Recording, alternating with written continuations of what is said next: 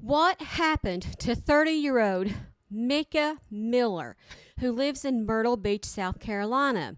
There's a big protest going on right now at the church where her pastor preaches. Mica Miller was found on April the 27th in Lumber State Park in North Carolina, which is about an hour from her home in Myrtle Beach.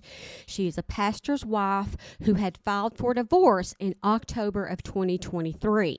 Now, he was served papers just 2 days prior to this, on the Thursday prior to them finding her in the park. Now, he states, the pastor, who, by the way, announced her passing by preaching a whole entire sermon, and then after the sermon, he announces this. According to her husband, whose name is John Paul Miller, he states that she has had some mental issues in the past, but there had been no recent indications that she was feeling mentally unstable. This morning, after church, protesters arrived to holler, "Justice for Mica, justice for Mica." That is the hashtag that's going around. Family members want this fully investigated, as they feel she did not unalive herself. They feel that there was foul play involved. In fact, there's a March 22nd video of Mica where she talks about leaving a dangerous situation. In fact, friends had come forward and talked about her talking about being, abused by her pastor husband, who appears to me to seems really, really hard to be putting on this pastor front. And I think there's more to the story. In fact, in the week leading up to her death, one of her friends stated that she was someone who wanted to live. She was talking about getting her hair cut. She was going to get help with her car payment she was short on because she had to pay the divorce lawyer. And even she had told her friend that she was coming to church that Sunday, which would be the next day after she was found in the park.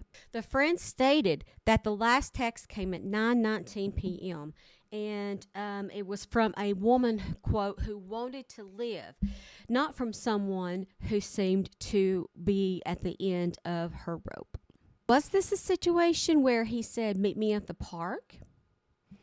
Was this a situation where she really did do it? And who's the woman that the pastor was seen out to eat with after the death of his wife, who, by the way's husband, a paraplegic, passed away mysteriously in a pool? There are so many different parts to the story. I want to know what you think. Do you think she done it, or do you think the pastor is involved in some way? How do you feel? Let me know what you think, and make sure you bookmark this so you can find your way back. I'll be keeping you updated on the investigation into this situation. God hates divorce, but why? According to everybody I've asked and the scriptures that I've found, it's because it hurts people. But does abuse hurt people? How do you think God feels about that? So, I want to remind you, like a bunch of people have been reminding me lately, that I'm God's bride first. And even an earthly spouse who's a good spouse, when they know that their bride is being hurt, just imagine what an earthly spouse does. What do you think your heavenly spouse does when you're the bride of Christ and he sees his bride going through abuse and hurt? What do you think he thinks about that? So, encouragement in all this is, you are the bride of Christ first, before anybody else's. And he's got you. And he sees you. And he loves you.